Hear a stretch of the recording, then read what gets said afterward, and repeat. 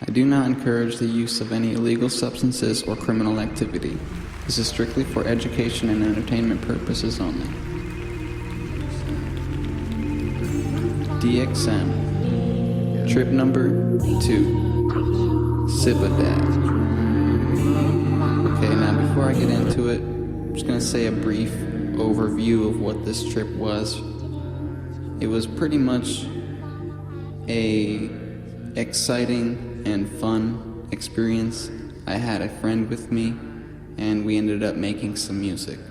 So here's how it goes. So my obsession with this chemical led me to another trip report. I call this one Sip-a-dat, because my friend and I were hanging out a lot. He saw my interest in the substance and also became interested. We obsessed together over it briefly. One day we found something on YouTube with these two guys who owned a coffee and lean shop, and they were running this coffee shop, putting Robitussin in their coffee. We found it hilarious, and they would also say, sip-a-dat, sip-a-dat, kind of like all slurred and like that, kind of like, yeah, let me get a sip-a-dat type of thing. And they would also say cigarette, because it rhymed. And we thought this was the funniest thing ever. We were basically bonding on sipping on some scissor. Now, this is the only drug that I joke with, mostly because I'm used to the culture having it around and obsessing over it as well, as opposed to mushrooms or salvia, which is a bit more sacred and has a long history of use. The weird thing about DXM is that it's a fairly new substance, yet resembles a drink associated with old religious witchcraft and shamanic territories.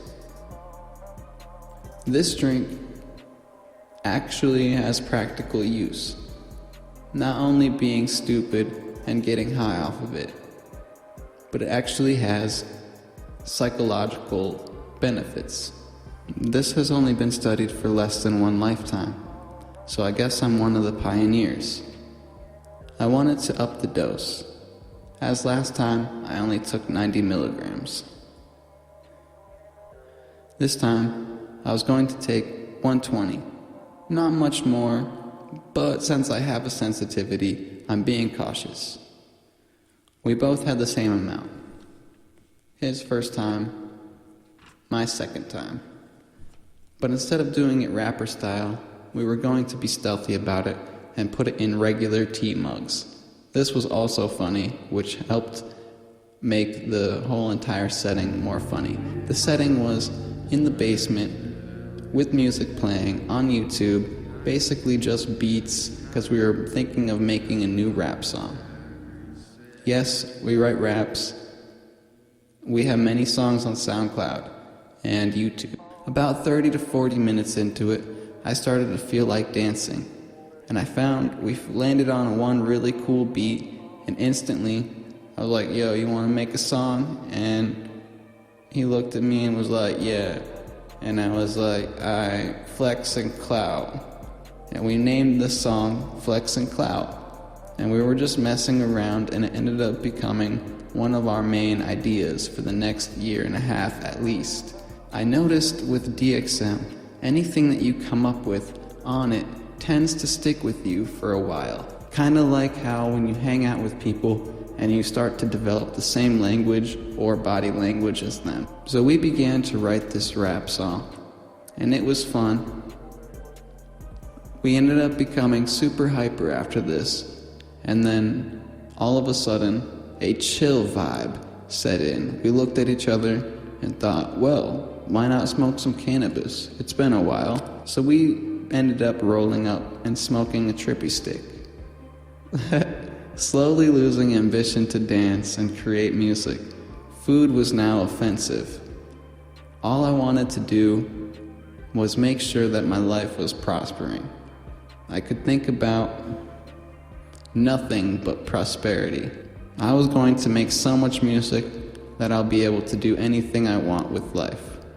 Get over my girlfriend and never have to use this stuff to fade out and relax, but rather to enhance my creativity and or give me an alien perspective and a better life solution to troubling situations.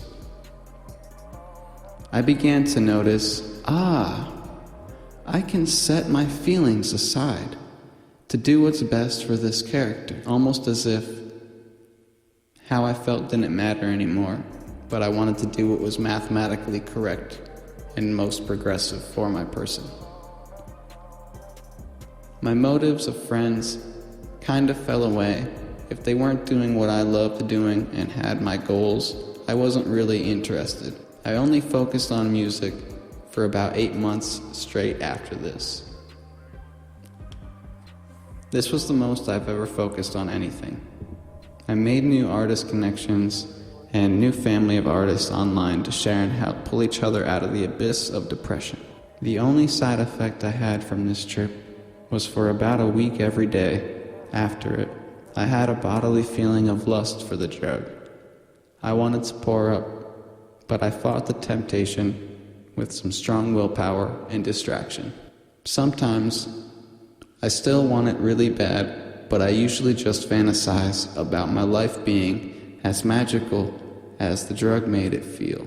So I always work towards a brighter tomorrow.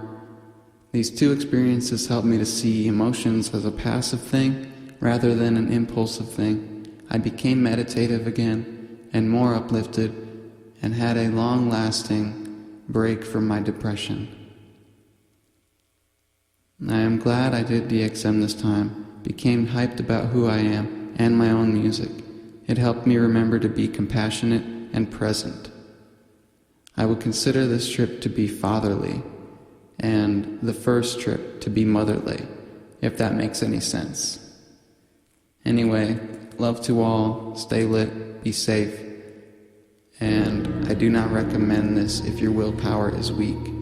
Like I said, it makes you want more of its goodness, and too much would kill you or waste all of your time.